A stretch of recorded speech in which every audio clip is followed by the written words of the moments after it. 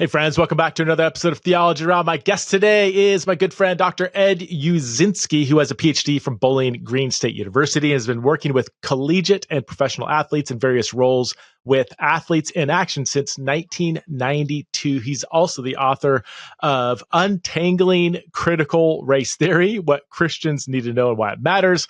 We've talked about that book a couple times, I believe, on this podcast. And his most recent book is Away Game, A Christian Parent's Guide to Navigating Youth Sports, co-authored with Brian Smith. And this becomes the topic of our conversation. How should Christians think about sports in general and how to parent their kids who are involved in sports in particular? So please welcome back to the show for the, maybe like 8th or 9th time, the one and only Dr. Ed Uszynski.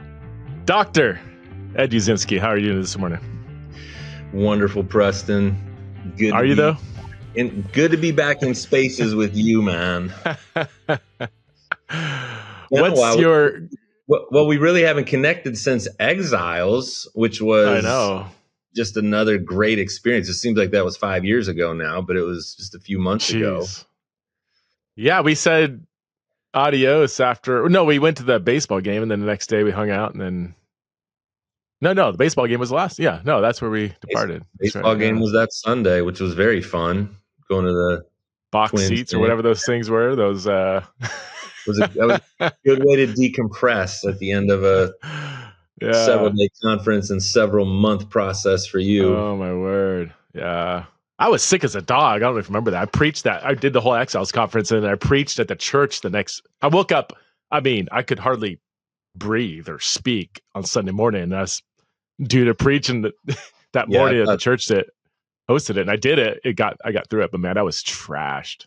Yeah, I thought that was a mistake. I thought that was a boundary error on your part. You weren't really. If I wasn't sick, I would have been fine. And it's still well. I no regrets. I'll probably do it again. But yeah. It's good to see you. Man, great to see you, man. You know what's weird is you've probably thought more about a theology of sport than anyone I know. Maybe our mutual friend John White, who I haven't talked to in 10 years, might be up there, or whatever. But it's funny because I've had you on the podcast several times. We never talked about this topic, I don't think. So I don't think we have either. No, we always we've spent a lot of time talking about race. And we've talked about a handful of other things, but never the most obvious one for me, since I've been doing this for the entirety of my vocational life, almost 35 years. Yeah. So it's a good time to do it. I keep encouraging you to stop talking about controversial topics so you can just have some normalcy, some life normalcy. And then I write a book on race and critical race theory, and then follow it up by writing a book on youth sports, which is that doesn't quite cause the same kind of hysteria that sexuality and race do, but it's similar. Is it? Yes. I've kind of been laughing to myself that I expect actually to get more pushback and more blowback on this book than I did the race book, actually, which was very minimal. Just because people have very, very strong opinions about their kids and youth sports. What can you sum up those opinions? Like, what are the kind of? I mean, I could probably assume what they are, but I'd love to hear from you. What are the different, like, really strong opinions that are disagreeing with each other? What are those? Well, this is probably more what I would say, that I think people don't realize. When I say people, us as parents don't realize how much our involvement with our kids' youth sports journey has more to do with us and our own insecurities, our own resentments or regrets or fears that we have about the future, or this imagined future that we have for our kids, and how much that impacts the way we interact with our children, our own security. I always come back to that word security, that I feel embarrassed when my kids perform poorly. I feel better about myself when they perform well. And again, I don't think there's anything unnatural about that. That's very, very natural for all of us, but it ends up messing with the way we interact with our kids. And especially now, and really this is what's prompted us even to have this conversation, that what's developed in the last, really over the last 50 years, but it's only intensified in the last 2 decades, the last 10 years. And that is what me and my co-author Brian Smith have been calling the youth sport industrial complex. It's a machine. Okay. It's a $1 billion industry that views kids as commodities, that brings its own value system along with it, that we as parents just get swept up in, usually without giving much thought to it. And I say this as Christian parents, just get carried along by it without giving much thought to what's happening with our kids, or maybe even more fundamentally, what's happening to us, what the system is doing to us. So yeah, that would be kind of an umbrella under which I've spent a lot of time in conversations with people and doing my own research about just what that means. And of course, I don't know if people know this, but I've spent 35 years working in a sport ministry where I'm working with college and professional athletes and helping them to grow in their faith, come to faith and grow in their faith, and listening to their own stories. And so in doing so, I've been able to listen to kind of what their journey is with their own parents and with their coaches in their background. You know, literally across decades, I've been listening to that. And then I've got 4 of my own kids, 3 of whom are in college now. So, you know, I've spent the last 15 years in the youth sports world as a parent and as a coach, which has just given me a whole different perspective than what I've been gaining as a minister to athletes. So go ahead. I'll stop. No, sorry, I ducked out of the screen. I had a big sneeze coming on. I didn't want to destroy my microphone and the ears of everybody listening. It's still lingering. So anyway, I will manage. I mean, it sounds like you're, by calling it the sports industrial complex, I mean, in the shadow of Eisenhower's speech about the military industrial complex, that's not a positive description. And even when you said that, it's like, yeah, you know, sports does seem to be the liturgical wing of civic religion in the empire. I mean, you know, I just had a guy on the podcast. It'll probably be released by the time this one is. And he, you know, we're talking about something completely off the topic, right? But he said, we're talking about like archaeology and how you kind of like understand the past based on archaeology, because sometimes archaeology doesn't lie. It tells you how people were actually behaving and acting in ways that sometimes ancient literature can be so biased, you know. And he said, he used the example, he's like, what if in like 500 years, you know, like they dug up like an old football stadium and really dissected kind of what went on here? They would say this was a religious you know, altar, almost, like, you know, like this seemed to be a place where massive people gathered. They could probably discover that tons of money went into this, and gosh, this must have been like a religious center of the society. And I know you've you've talked about this as well. Well, you probably don't even know this. That's what I did my dissertation work. I know you did. Okay. So, I mean, yes, it is a center of power and finance and idolatry. Really, I don't think those are. It's not hyperbole to put language like that on what the sport industry is. Excuse me. At least in our lifetime. I mean, it wasn't that 100 years ago, but it's turned into that. And even the study and the study of the history of how that's all come about, I think, is somewhat fascinating. It reminds me of I was thinking about this Thomas Kuhn's. What was that book that he wrote? My goodness, I just lost it. On scientific revolutions, a theory of scientific revolutions. Back in the 60s, where he said that you actually, science is not as objective as we like to think it is. You actually need certain cultural realities to be in place for discoveries to be made. You never heard of that book before? No, I'd barely heard of it. No. Yeah. So and it was super controversial actually in the scientific community, but it also just sort of makes sense as you even look at history. And so you need certain trends to be in place. You need a certain ethos to be in the air for things to happen. And we live at a time now where sport has been allowed to become a godlike figure in our lives as adults. And we've allowed that to trickle down to our kids Hmm. in ways that aren't healthy. But let me just say this, even in saying that, the book that we wrote um, is not to attack sport culture. It's not to condemn parents for being a part of it. It's really just the opposite. I mean, it's just another aspect of culture, Mm-hmm. and it's pagan culture. It's not, it doesn't exist to draw people to Christ and lift him up. That's not the point of youth sport culture. And so, just like any other aspect of society, we need to ask, what does it mean to move Christianly or in a Christian way through it?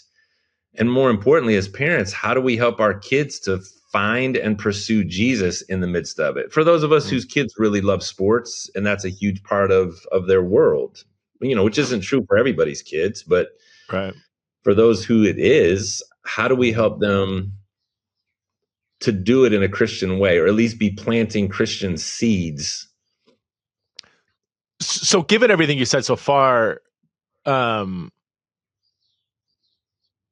like should people, parents, and their kids, like, should we actually be encouraging our kids to be involved in sports, or is it one of those situations where if they happen to want to play a sport, okay, now let's help them navigate it?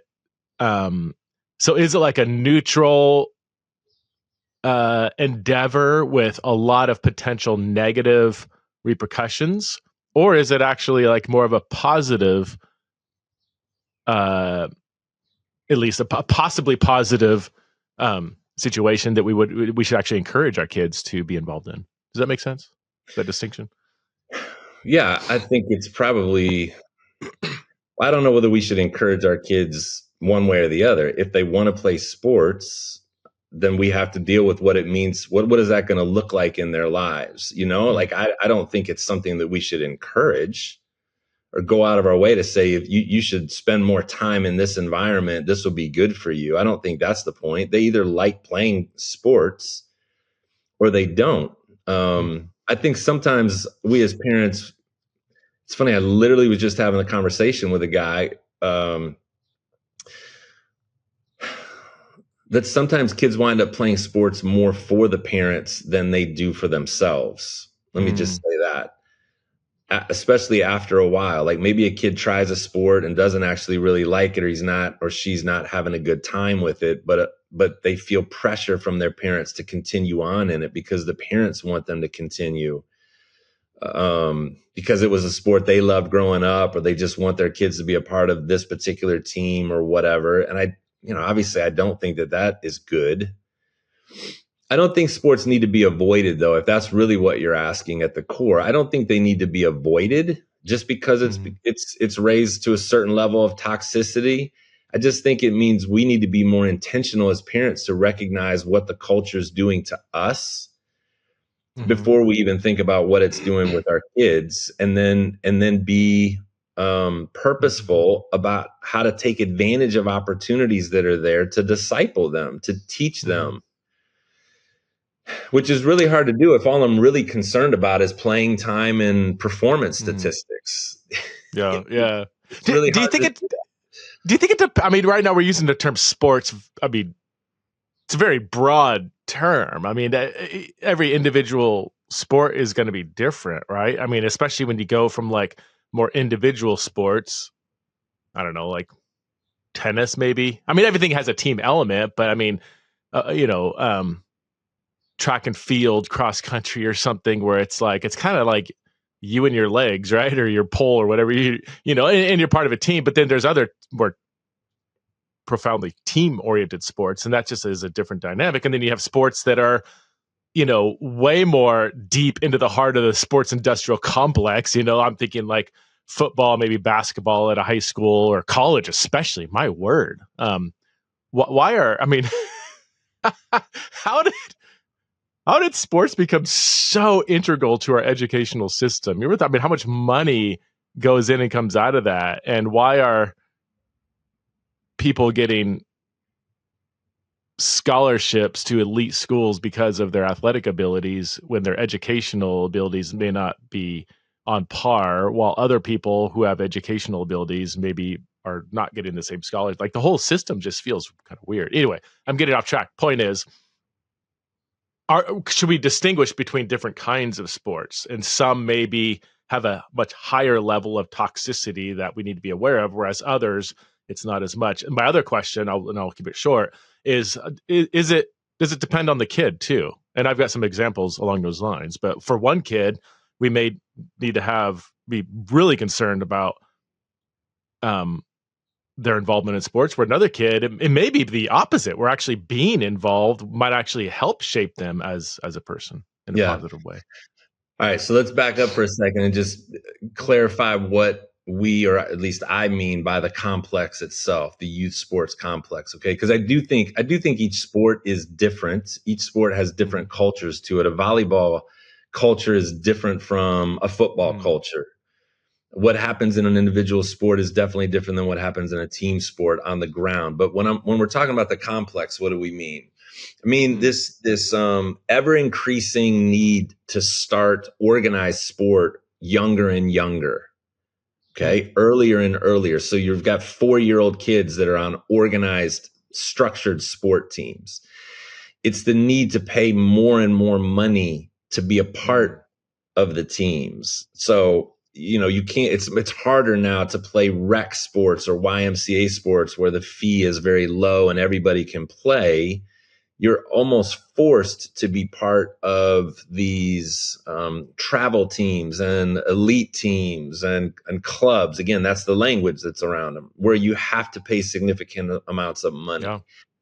There's more pressure to specialize earlier, where instead of being in high school and being able to play 3 or 4 sports the way we did when we were growing up, if we wanted to, you're encouraged and almost forced or feared into having to specialize at 10 years old to play year round just this one sport.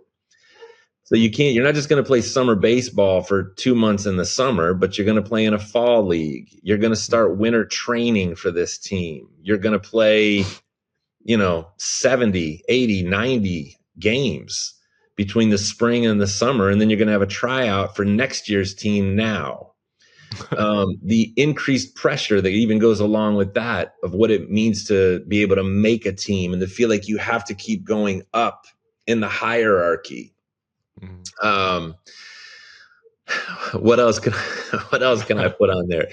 That's what the youth sports industrial complex is. The emphasis on winning over development, which I have no problem at all with winning. I'm not a participation trophy guy, and at least in the negative way that term has been used.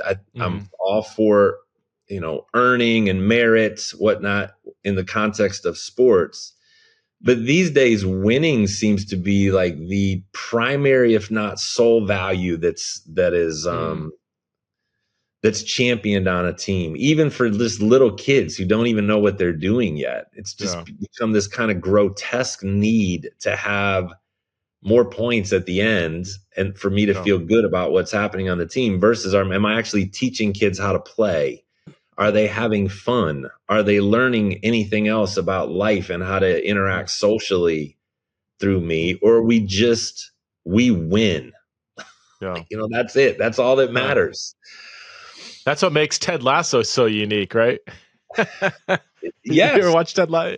Yeah. I mean, that was his whole thing, right? I mean, it was I'm not here to win. I'm here to develop people. Yeah. It's interesting the role that ESPN has played in this whole thing. And again, Preston, we could pick this apart in so many different ways. But ESPN has played a huge role in the value system that's trickled down to youth sports. And the reason why I even just thought of them is I really would credit or blame them for this whole winning is all that matters ethic that hangs over the whole culture now, where the only way we're going to value you at all is if you win a championship at the end of a 6-month baseball season, or an 18 game or 19 game football season at the end of the playoffs. The only way that you're going to be validated is with the championship. And the second you win, we're going to immediately start asking whether you can do it again next year.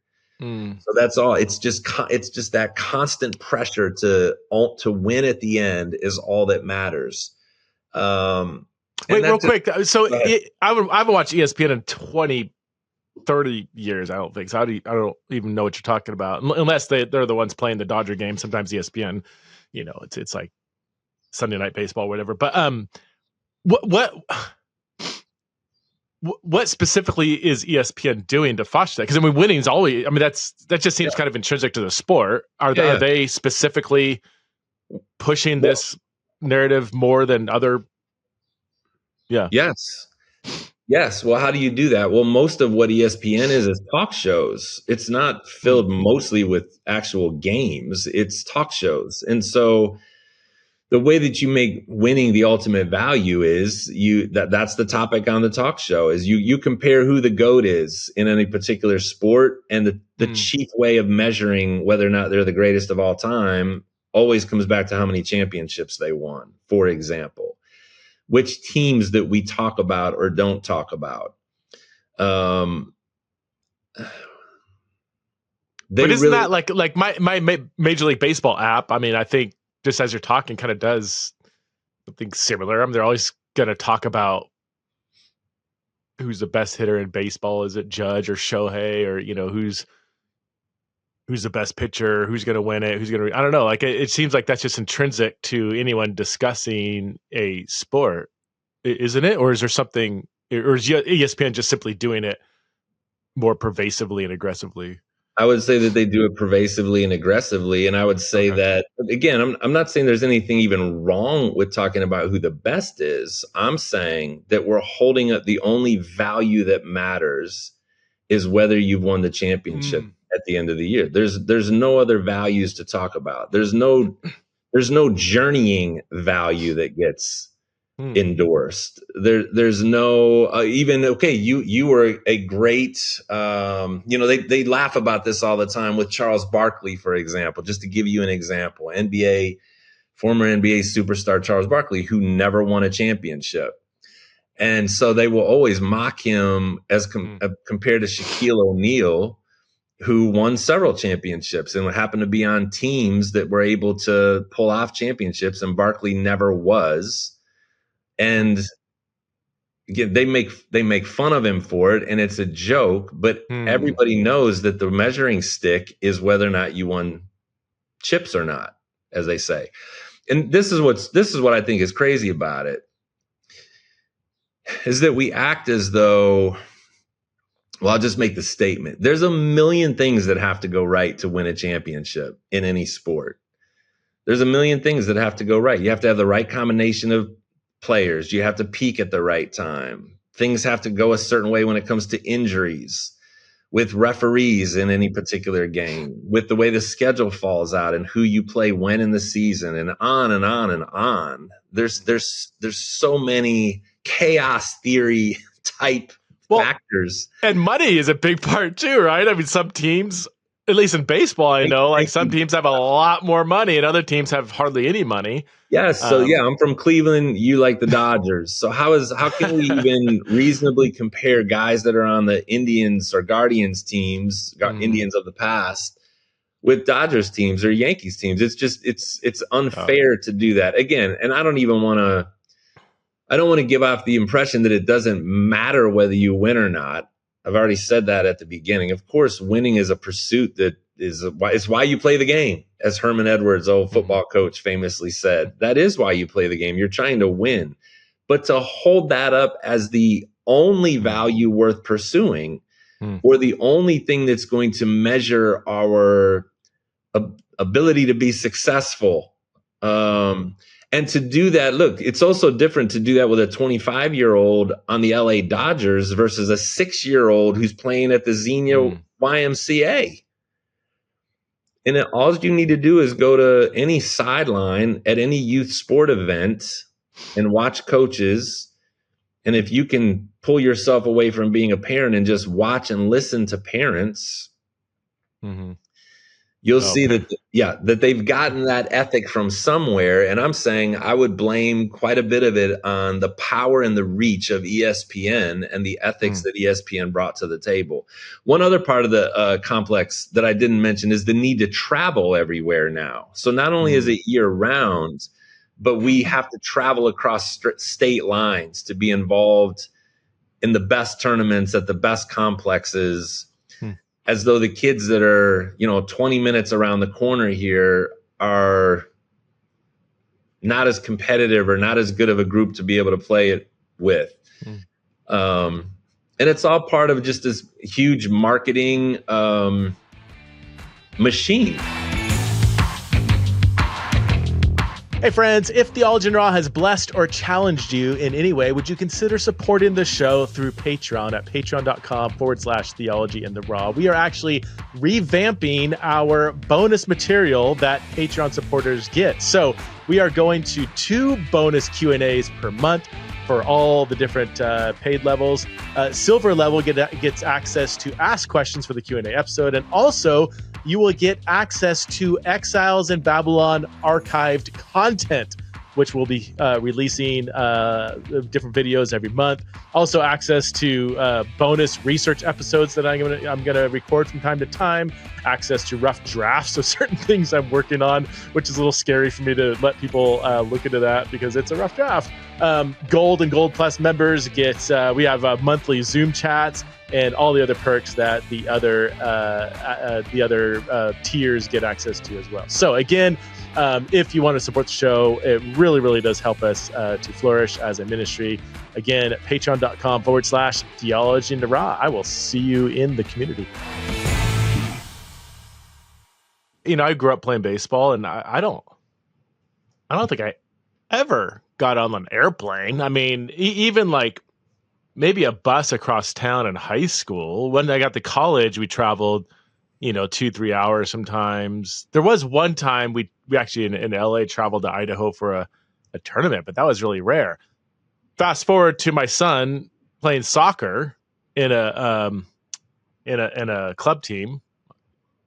Our only game in the entire year, our first game at least, we had to go to Phoenix.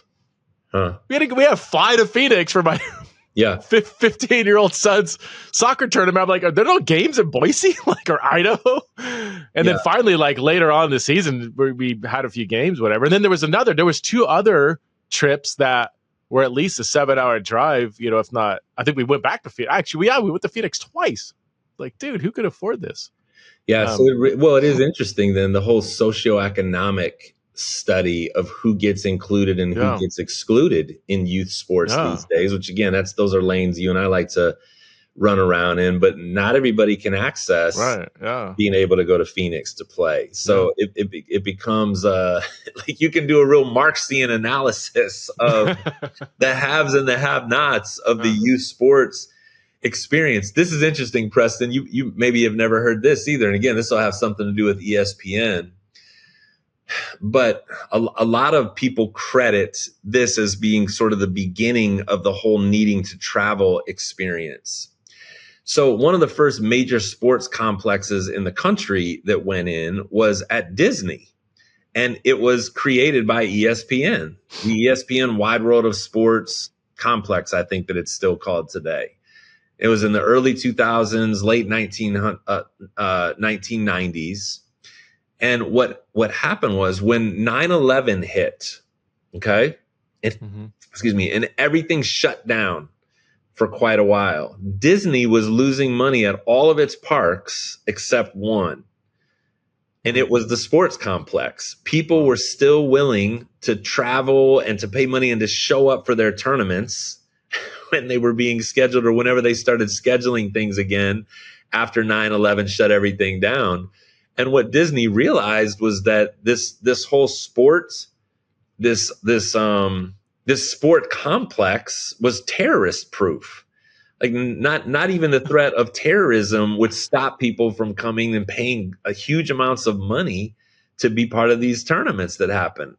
And so again, I'm not saying that it all started there, but once those numbers started showing themselves to entrepreneurs across the country, for the last 20 years, you can go anywhere and find huge sport complexes all over the place. I was just speaking at something in Branson, Missouri, and we had to fly into the Springfield airport. And the way to get on the highway, you drove by this huge complex that was just built a couple years ago. And it's got a ton of fields and an indoor facility. And they're everywhere now. And so is that bad? Again, I'm just even thinking about what people might be thinking as they're listening to this. In and of itself, it's as neutral as anything else that you have an opportunity to buy. But when we start to feel pressure that we have to be part of teams that are traveling to Phoenix to play their games or traveling overseas to play their doggone games, that's when I think we need to check ourselves, just like anything else in a capitalist society. Let's just even keep using that language where we're being encouraged to have to buy something or we're going to miss out. Youth sports is playing the same game with us, and it cuts at something more central to who we are as people, because as parents, we love our kids and we want to give them the best opportunities and we don't want them to miss out. And so there's just this unthinking. Usually it's unthinking because we don't really have many people that are challenging us to think different about it or helping us to think different about it, within the church especially, but really almost anywhere in society. So we just go along with it and don't think about what it's doing to us or our kids, or even if it's what's best for our kids, which it usually isn't. Again, if we can just cut to the chase, it usually isn't what's best for them. I mean, you're saying that as an athlete who still works in the industry, who has 4 kids, all of whom played sports. I mean, at different levels. Yeah. So help me make sense of this. So why, looking back, would you have discouraged your kids from playing sports, or what are some positive things that can come with? Oh, no, I would have. No, again, it doesn't have anything to do with whether I would have encouraged or discouraged. And what I would have stopped doing was pressuring my firstborn, because I was afraid that if he didn't do X, Y, and Z, he was going to limit his possibility of playing in college. I would not have felt nearly as much pressure to be involved in teams that played around the year, because then they're going to miss out. Because again, there's so many factors that go into what happens when they get to high school, that when they're 11 years old, you have no idea what's going to happen when they get to high school, whether they're even still going to want to play, who the coach is going to be, what kids are going to move in and move out of the community to play on a certain team, whether they get injured or not, and just on and on and on. And I would have tried to have been much more present certainly with my firstborn. I feel like I was being confronted with some of these truths just through his own journey, and it's helped me with the other kids. It's not that it's bad, Preston. It's that if I just get swept up in it and let sport culture hold the reins on our experience and our journey, without ever stepping away and saying, yeah, we're not going to be a part of that team. We're going to be okay to just stay here and play with friends, even though it's in a lesser, it's with a lesser club, or it's with kids that maybe aren't as good. We're not going to be on the team that's playing 70 games or is playing 12 basketball tournaments. We're going to play with the club that's playing 5 tournaments. That's going to be enough. We're not going to feel like we have to play year round or we're missing out. Well, then you can't be on this team. Okay, then we're not going to be on this team. There's other teams to play on. I would have been my post-game interactions with kids, and we talk about this a ton too. What I talk about with my kids after the game has changed significantly.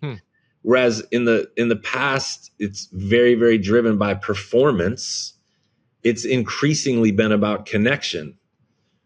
And like Brian Smith, who's the co-writer of this away game book with me, a few years ago, he said that he started getting in the car with his kids after the game and would ask them, is there anything you want to talk about the game? That's a great question to ask your kids. Do they want to talk about the game? And almost always, and everybody already knows what the answer is, almost always the answer is no. There's not, they don't usually want to talk about performance aspects of the game. Maybe something funny happened or something like that they would want to talk about. But you're asking, do you want to talk about performance? Can I fix you? Can I correct you? Can I tell you everything I've been thinking that somebody needs to tell you as a coach? And their answer to that most of the time is, no, I really don't want to talk about that. I want to go get ice cream. I want to go home and play. And why is that? They don't want to talk about it because they know that it's going to be a conversation about performance and they just don't want to go there? Good.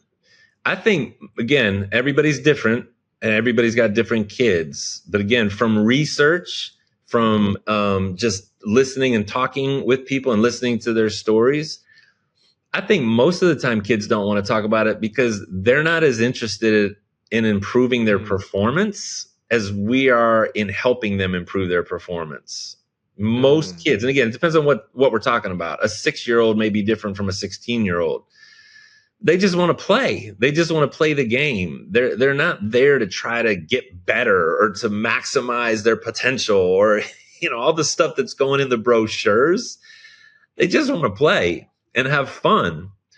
And if they can get better or they can win games along the way, that's fine. But it's not like their chief aim the way it is for many of us as parents. So that's one reason. And two, let me just finish this and then push back on it.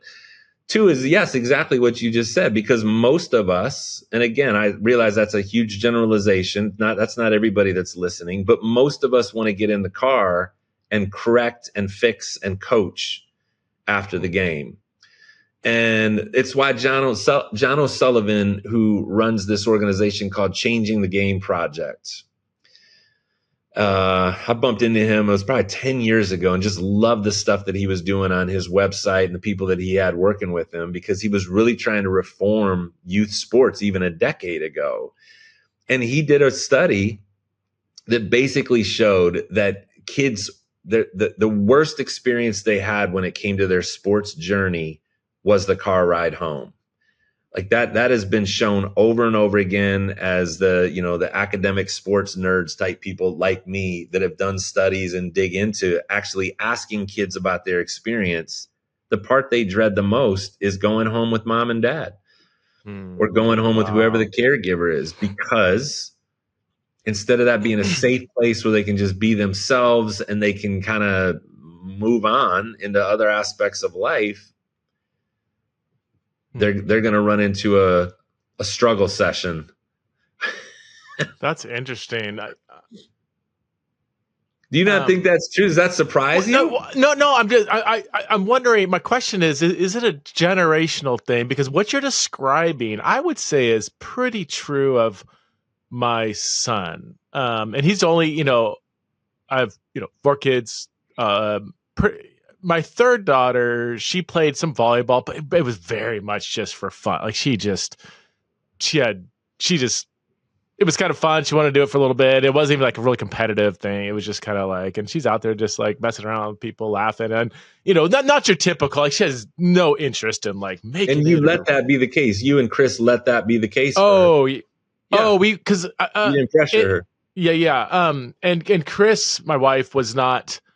She was a gymnast. No, she was. Yeah, she did gym in high school, but not. Yeah, the whole like competitive sports vision, like that was more me. But I saw so many parents when I was an athlete. So many parents just, I despise them, how much pressure they put on their kids and how they would pressure coaches into putting their kid into play and how money and power is involved. And I just remember looking at it as an athlete saying, I never want to be that kind of father, So so when my son was the one, he got into sports. He played baseball, then a little bit of basketball, and then soccer is where he's at now. But even that, he's probably, he's going to college next year. So he's not going to play soccer. So, but he would be one that would take. He was similar to me, and he was very competitive, wanted to be good. But so here's my question. So all that to say, what you're describing about not wanting to talk, not wanting to like be the best, just wanting to play and have fun. I think that applies to my son to some extent, but it definitely doesn't I don't resonate with that at all. When I was in baseball, I absolutely wanted to be the best. I didn't want to talk about the game after with anybody, but I would immediately go and try to figure out, okay, what went wrong. I'm going to spend 3 hours in the cage tonight Yeah. to fix what went, So I had that, and that didn't come from anybody else. I didn't have any. But my parents are divorced. My dad would show up at games, put zero pressure on me. My mom was working 3 jobs. So it was nothing externally. There was just something inside of me that absolutely lived and died on wanting to be the best of the best, And if I Okay, wait. wasn't the best of the best, I was like really upset at myself, and it was not mentally good for my high school years. So hit pause. That is great. I was the same way. Mm-hmm. Okay. You played college baseball. Mm-hmm. I had a kind of a bizarre sports journey post high school, but I played into overseas. I went to Kent State to play basketball, ended up not playing there. I played with the Athletes in Action exhibition team back when that was still a thing back in the 90s, where we were playing Division I programs all over the country. And I'm 57 and I still have that kind of drive inside of me. Okay. But Preston, this is the point. I love what you just said. So that makes up less than 0.5% of all athletes. What your experience of being able to play in college or beyond, and the mentality that you described that put you there, was something that was just in you. It wasn't extrinsic. It wasn't because you were being put, in the best clubs, or your parents were pressuring you or getting you up at 4 a.m. to work out or getting you this training. It's because there was something God put in you that wired you that way, and it expressed itself through sports. It's also expressed itself through writing books and running. You know what I mean? Like, it shows up in other ways of life because it's who He's made you to be. But listen, most kids, 99.5+% kids, they don't have that in them, and there's nothing wrong with them. They just don't have that in them. They were created in a different way to put focus on other aspects of life and to be good at other things. Yeah. And that's okay. Yeah. But we treat, and again, I say we, kind of this general we, parents in this time want to treat all their kids like they're part of that 0.5%. From the time they're 6 years old on, we want to kind of act like they have a college scholarship in their future, or we're at least going to push them to get the most out of who they were created to be as an athlete. And most kids don't want that. They just want to play.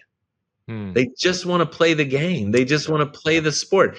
And if they do want it, then they'll share that with you. And again, you'll just see it. You'll see it as a parent that they're just wired differently. They want this in a different way. They never stop playing. They push themselves to work on the hard thing in the game. Like, that's not a normal thing at all. Like, they want to fix the part that's broke on their own. They're out in the driveway. Right. They're out in the yard. Okay. And that's where things have gone haywire, is that the sport complex wants us to treat all the kids like they've got a chance of making it. And that already taps into something inside of us as parents that wants to believe that our kid, if he's going to play sports, they're going to make it. And that's where things go really wonky. And you're saying that desire on us as parents, as a generation, that stems from our own upbringing, like we wanted to make it and we failed, so now we're gonna like put that on our kids, or where does that? Why is that so pervasive among parents these days? Well, don't you think that that's just a natural thing for any of us as parents to feel, as an extension of ourselves, that whatever it is that they put their hands to, we want them to be the best at it.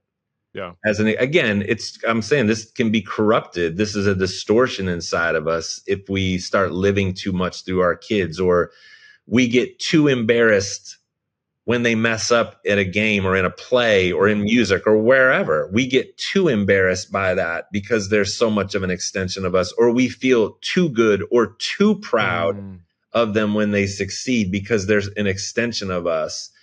I think we all kind of have to go through a process of detaching ourselves a bit from them, realize that they're making their own choices. They're making their own moral choices. And yes, they're living in our home, and we have a responsibility to try to grow them up in the fear and admonition of the Lord.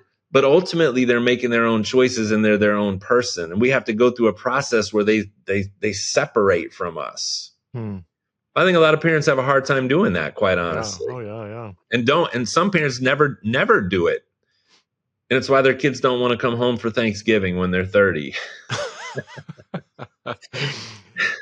I experience those emotions. Like I'm trying to think, like when my son was doing he had a good game, especially when he was playing baseball early on, Yeah. he started really late. But he was good for how little experience he had. I mean, his first, he batted like 700 or something his like first year in Little League, even though he'd only played for like 2 years. And I was like so excited for him.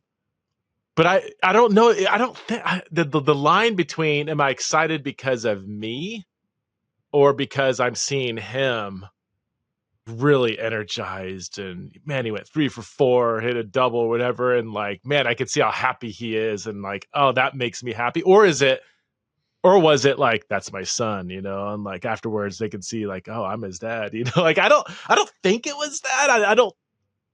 I don't know if I can completely separate that, but that's it. I just all that to say, like the range of emotions that the parent experiences when their son or daughter succeeds or fails. That's it. I never really dissected that. Yeah, that's weird. It's worth dissecting. It's murky, and it's not. Again, I'm not saying that's bad that I feel that way for my kid. Here's where I know it is becoming bad. Do I feel like I need to make excuses for him with the other parents when he makes mistakes? Do I feel like I'm constantly needing to show him or her off, and I'm constantly posting on Facebook their highlights? Do I post their mistakes on Facebook or just their highlights? What is happening? I mean, again, this is always hard work to do, to ask what is actually happening. We could be having this conversation about marriage, I just imagine a scenario where a parent is just posting all these bloopers of their kid, like their kid struck out 4 times yesterday, and their parent posted on Facebook. You never see that post. Yeah. But that would be horrible. Like, what kind of parent are you? I'd be like, what? It would be. We wouldn't do that. And my son missed the winning shot, and he totally missed it, and everybody like booed him. He posted on Instagram. Here's the free throw. Here's the game winner. Brick. This is the air ball that created the misery for everyone yesterday. Thank you. Oh my gosh. Well, no, we don't do that. So it's unthinking of what we do, which is we get so vested in the highs that come from that, and it can become a bad thing without us even realizing it. And we start to put more pressure on them. We start to have an expectation. Again, I like to think about this fear of an imagined future that drives us in the present. So we've got an 8-year-old, and we are imagining them being in some successful sport environment. They're getting a college scholarship, or they're a star on their high school team. And so how do we get there? Well, the industry is set up to say, we exist to help your kid get to the top of the ladder. We're going to get them there. All it's going to take is a down payment, which will rival what you pay for college.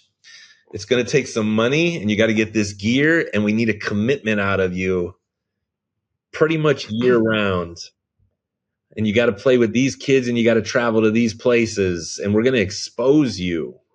Can't tell you how many exposure tournaments that I went to that it was like the Jurassic Park tour, where there was this promise of seeing all the dinosaurs in the first Jurassic Park, and they get in the car and there's no dinosaurs. That's how it felt a lot of time going to these basketball tournaments where Eric was going to get exposure to college coaches, and none of them show up, or there's like 2 guys there and there's 20 games going on. And so the chance of him or her actually watching your game, it's a racket.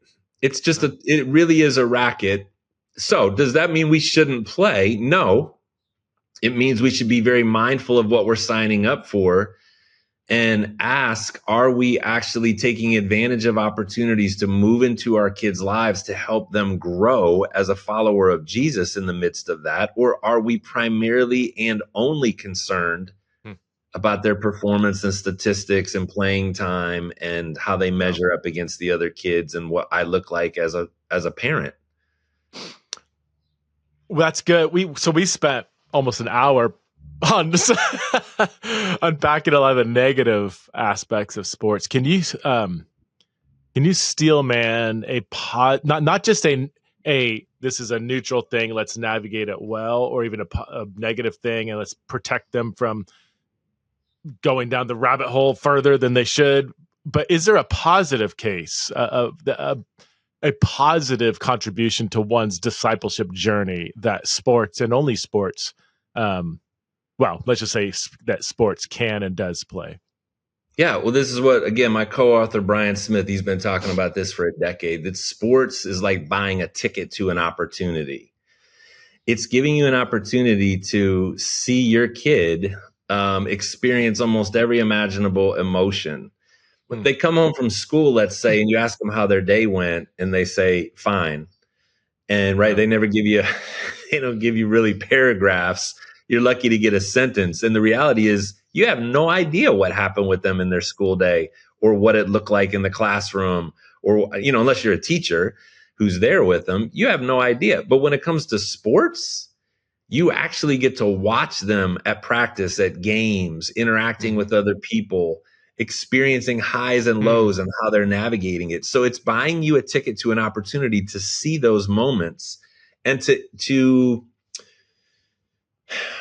enter into them with them. I want to say intervene, but that sounds too dramatic. But it's to enter into those moments with your kids, to be able to talk to them, to again, to connect versus just criticize.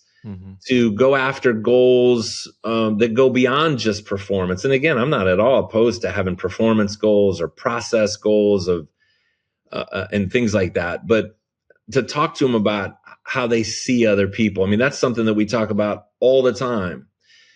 The idea of agapeing other people, where agape means I'm going to do what's best for you in spite of what it costs me. Are you starting to acquire eyes that see other people on your team? That see your coaches as human beings and referees as human beings and the people that are working there as human beings, and that you can serve in these spaces. Again, this sounds crazy to talk about with a 6-year-old, but see, what I want is for them to be living differently as a 16-year-old and differently as a 26-year-old and a 36-year-old, right? So it's taking this long view and realizing that if I'm planting seeds about how to view people and how to view themselves in this world in the context of sports, hopefully the Holy Spirit will grow those seeds in them and they will be operating in the world in a different way after sports are done. Yeah. But again, I won't take advantage of those opportunities. I won't even be looking for them if my primary concern has to do with sport performance and I'm not paying attention to things like how they walk through the handshake line after the game. As when they lose. So I've been talking about that a lot lately. Just watch that. If you get to go to games, just watch what happens in what is now still a perfunctory and expected part of most games, is that you're going to smack hands with the other team after the game. And when your kids win, well, they're laughing and, shaking hands and looking people in the face. And when they lose, more often than not, what I see is kids, they won't look the other person in the face. They give this limp hand, that they kind of stick out there. I feel like they're disrespectful to adults at the end of the line.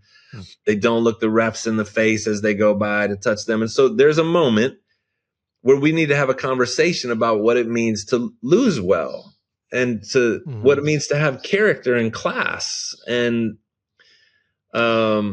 how to go through that line like a secure Christ follower after a game. Oh, you can feel sad And there may be a time for pouting about something that happened, or you didn't get to play, or whatever. You lost on the last second, or got beat by 40 and it was embarrassing. Those are all real emotions that we can talk about. But for that 10 seconds, you need to look people in the face like they're human beings and say good game to them and shake their hand. And it's such a simple, small thing. And sports is providing tons of opportunities like that to have those kinds of conversations with our kids. Yeah. Yeah, no, totally. I mean, our kids are being raised in such a nerfy, padded world that is shielding them from experiences that produce resilience. I don't know if you ever read Nassim Taleb's book, Anti-Fragile. Brilliant, groundbreaking book. It's not the easiest read, but his whole concept of, that humans and especially, kids growing up are anti-fragile, meaning we get strong. We're like muscles or immune system. Like when it's exposed to adversity, it gets stronger. Now, too much, or the classic example of the trees in the indoor dome or whatever, like because there was no wind, these trees grew and then they ended up falling over because when trees face wind resistance, the roots grow deeper and stronger. So, and people are the same way, immune systems, muscles, even our psychology. When we face resistance, not too much wind will knock over a tree, but no wind, they'll just fall over because it's not, hasn't gotten stronger. So I do think sports can provide unique opportunities when managed well, when it doesn't become an idol, when we don't let our kid just respond however he or she wants to when they lose or win, or talking smack. Like if there's some kind of coaching, like actual or discipleship going on, it does provide opportunity for them to experience a coach who yells at them, or how do they respond when another kid who's worse than you is playing instead of you? He's starting because his dad is best friends with the coach, or maybe he has given more money to the team or whatever, how do you respond when you go 0 for 5 and, is it the end of the world for you, or do you kind of build some kind of resilience to come back and play again the next day? I do think there can be a lot of those, I would say even unique opportunities or just teamwork, working with the team, how to get along with other players that aren't nice or are not treating you well and stuff. These are it's like a microcosm of real life experiences. And I would say in this younger generation, they are being shielded probably more than ever from those kinds of opportunities, which I think is contributing to the mental health crisis among teens, quite honestly, but that's another. So do I. No, that's a whole nother episode, isn't it? So again, let me just re-say this. We say this in the book. Sports don't build character. People do. Yeah. Again, research and just common sense life. Using the handshake line again. If nobody intervenes with our kids in the handshake line, because guess what? There's also a way to go through there as a winner that often needs to be confronted. Okay. And not talking smack and talking trash and making fun and laughing and stuff like that. So is somebody intervening on either side of that with the kids to help them know how to do that in a way that has class at the very least and models Christ if you're coming from a Christian perspective? Well, like what would it mean to walk through that line as a Christ follower? Okay. Sports provides tons of opportunities. That's kind of our whole point. Will you be equipped to intervene and help your kids, or are you primarily only intervening to try to help them with their sport performance? That's a question that we need to ask as parents, because again, I think the right answer should be let's spend less time on sport performance. There's a place for that, but less inner time thinking about how to get them in a better place to play their sports, and more time on how do we have enough relational capital that we can have conversations about how to live differently in the midst of it. And you talk about this persistence thing. We wrote a bonus chapter that's actually on Brian's site, thechristianathlete.com, which is worth going to, thechristianathlete.com. And it's a chapter on persistence. And look, most of the time, again, general statement, but as soon as things get a little bit tough on any of these teams, parents let their kids leave. Let them quit in the middle of the season. They're not playing as much as they thought they should. Well, let's just go to another team. Yeah. I don't like that. You gave great examples. I don't like this coach, or I don't like this aspect of what this coach did, or he raised or she raised her voice at me. And we immediately relieve them of that stress of having to work through it, of maybe them even having to use social skills to go and articulate a concern or a frustration to the coach. We just put them on a different team. And the youth sport industrial complex encourages that. Like, if you don't like it, we're here to serve you. Here's another team for you to go to. Here's another group of kids. Here's another coach. And this one will be better than that last one. And it's only going to cost you X. And I've watched parents have their kids just chase that throughout their whole youth experience. Again, I'm old enough now to have, be on this other side where I can say I watched this unfold for a lot of kids as their parents just had them jump from team to team to team, looking for whatever it is that's missing on this one. And it didn't benefit the kids in the long run.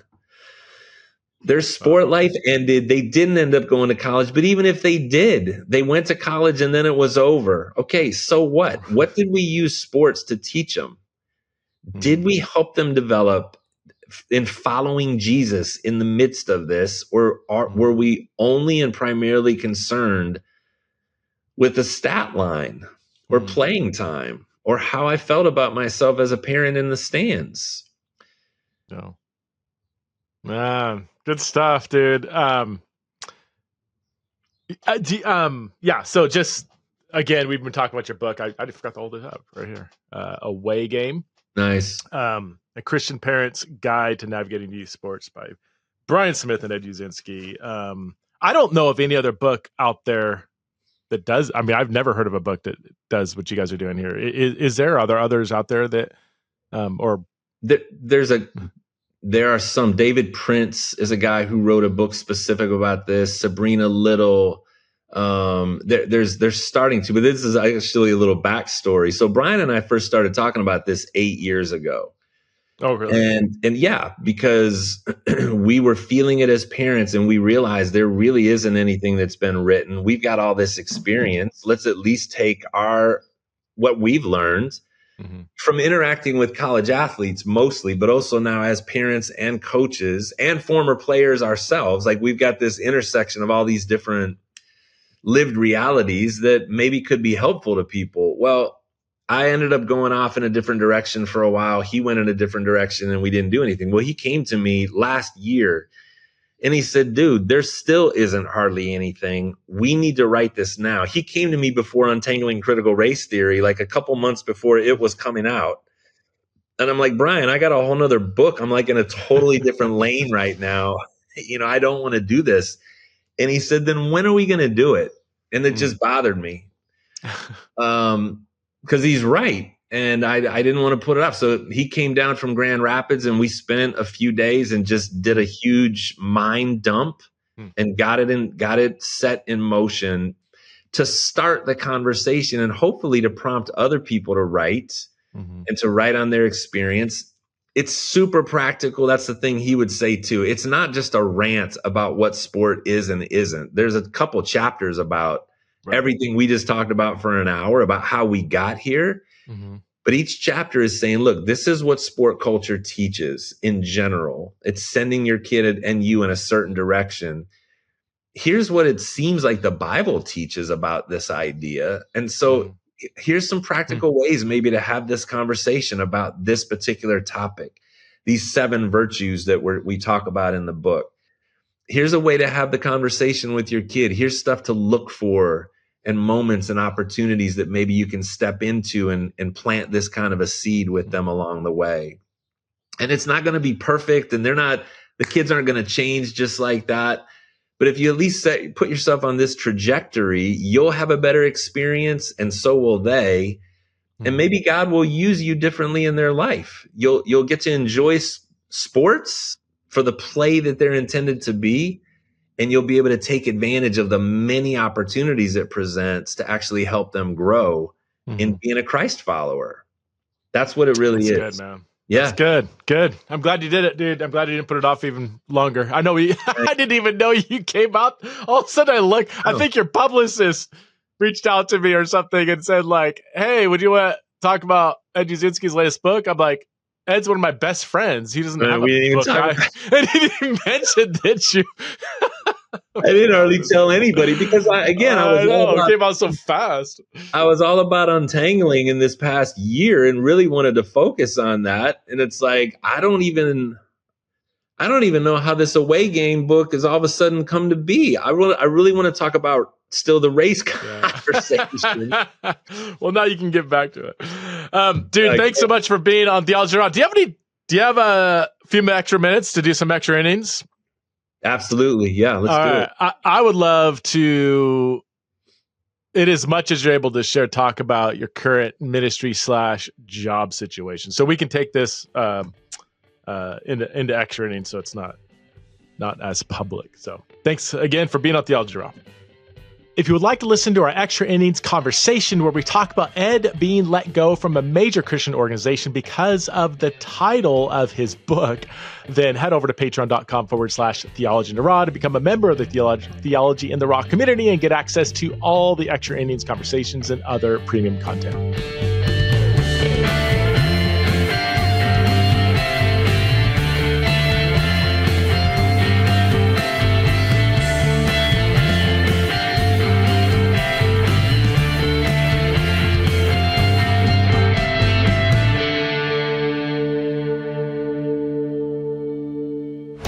This show is part of the Converge Podcast Network.